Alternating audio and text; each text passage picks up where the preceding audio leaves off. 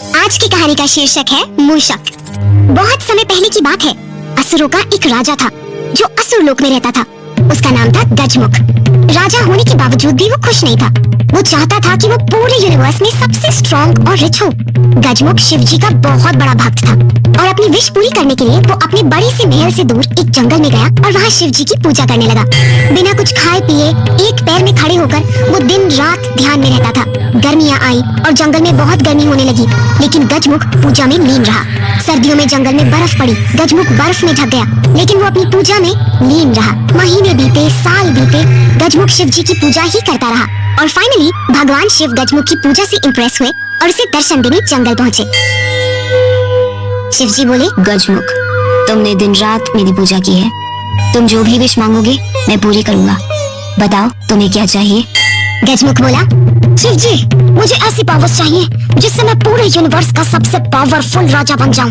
मुझे इतना रिच बना दो कि मैं हजारों सोने के कॉइन्स बिना किसी की परवाह के दान कर सकूं और मुझे दुनिया का कोई भी वेपन हार्म ना पहुंचा सके। शिव जी ने गजमुख की सभी विशेष सुनी और उसे मैजिकल पावर्स मिल गई। जाते जाते शिव जी ने उसे वार्निंग भी दी। शिव जी बोले, गजमुख, मैंने तुम्हारी सारी विशेष पूरी कर दी है। तुम अपनी विशेष को किसी भी गलत काम के लिए यूज मत करना।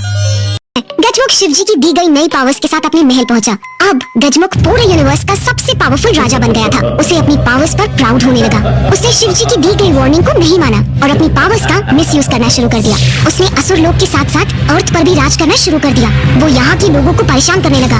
उनसे एक्स्ट्रा काम करा के अर्थ का सामान असुर लोक में बेचने लगा। वो छोटे बच्चे, बूढ़े लोग, किसी पर दया नहीं करता था। सबसे दिन रात काम कराता था। अगर कोई काम करते करते थक जाता और काम से थोड़ा सा ब्रेक लेता तो गजमुख उन्हें भी पनिश करता था और असुर लोक की जेल में उन्हें बेच देता था। धीरे धीरे अर्थ से हैप्पीनेस खत्म होने लगी। सब लोग सैड होने लगे। बहुत सारे लोग को कोई दिनों तक खाना भी नहीं मिलता था, जिसके कारण लोग बीमार रहने लगे। इतना ही नहीं, गजमुख ने सब जगह अनाउंसमेंट कर दी, अगर किसी ने भी मेरे अलावा किसी और की पूजा की तो मैं सबको पनिश करूंगा। सब लोग गजमुख के नाम से डरते थे। डर के कारण कोई भी किसी भगवान से हेल्प नहीं मांग सकता था। धीरे धीरे वो और भी ज्यादा रिच और पावरफुल हो गया।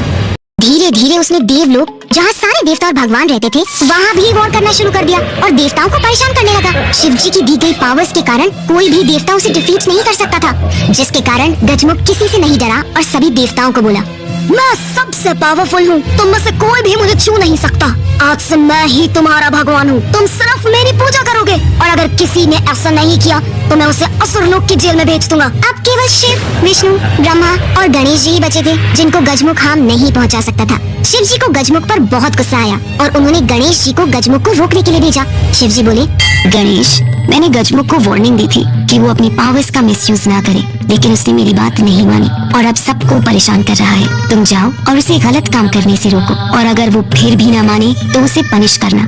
गणेश जी ने शिव जी की बात मानी और वो गजमुख को रोकने निकल पड़ा। गणेश जी असुर लोक पहुँचे और उन्होंने गजमुख को आवाज दी, गजमुख, अपने गलत काम अभी बंद कर दे, ये तुम्हारी लास्ट वार्निंग है। गणेश जी की आवाज सुनकर गजमुख अपने महल से बाहर आया। गजमुख बोला, और अगर मैं आपकी बात मानने से मना कर दूं तो गणेश जी बोले, तो मुझे तुमको पनिश करना पड़ेगा। गजमुख को अपनी पावर्स पर बहुत प्राउड था। उसने गणेश जी को गुस्से से देखा और बोला, आपको मेरी पावर्स का अंदाजा नहीं है। मुझे शिव जी ने स्पेशल पावर्स दी हैं। मैं आपको लास्ट वार्निंग देता हूँ, यहाँ से चले जाओ वरना बाकी देवताओं की तरह आपको भी जेल में बंद कर दूंगा। हाँ। उसने जैसे ही गणेश जी की डिसरिस्पेक्ट करी, गणेश जी को उस पर गुस्सा आ गया।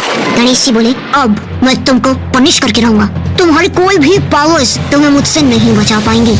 गणेश जी और गजमुख के बीच फाइट शुरू हो गई। दोनों अपनी अपनी पावर से एक दूसरे को बीट करने की कोशिश करने लगे। गणेश जी के हर एक्शन से गजमुख खुद को बचा लेता, क्योंकि गजमुख के पास स्पेशल पावर्स थी तो उसे गणेश जी के हर एक्शन के बारे में पहले से ही पता चल जाता था।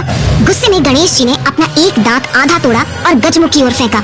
गजमुख सरप्राइज रह गया और उसे गणेश जी की इस वार से बुरी तरह चोट पहुंची, लेकिन वो नहीं माना और उसने एक चूहे का रूप लिया और गणेश जी को मारने उनकी तरफ भागा। जैसे ही वो गणेश जी के पास पहुंचा, गणेश जी ने एक लंबी छलांग लगाई और गजमुख के ऊपर बैठ गए। गणेश जी के वेट के कारण गजमुख चूहे की बॉडी में दब गया और उसने हार मान ली। गणेश जी ने डिसाइड किया कि गजमुख को पनिश करने के लिए वो उसे चूहा यानी मूषक बनाकर अपने पास रखेंगे। गजमुख भी गणेश जी की इस यूनिक पनिशमेंट से खुश हुआ और आगे जाकर गणेश जी और मूषक बहुत अच्छे फ्रेंड्स बने और गणेश जी हर जगह मूषक में बैठ कर जाते हैं। तो इस कहानी से आपको क्या सीख मिली? कि किसी को परेशान नहीं करना चाहिए या खुद को सुपीरियर नहीं समझना चाहिए।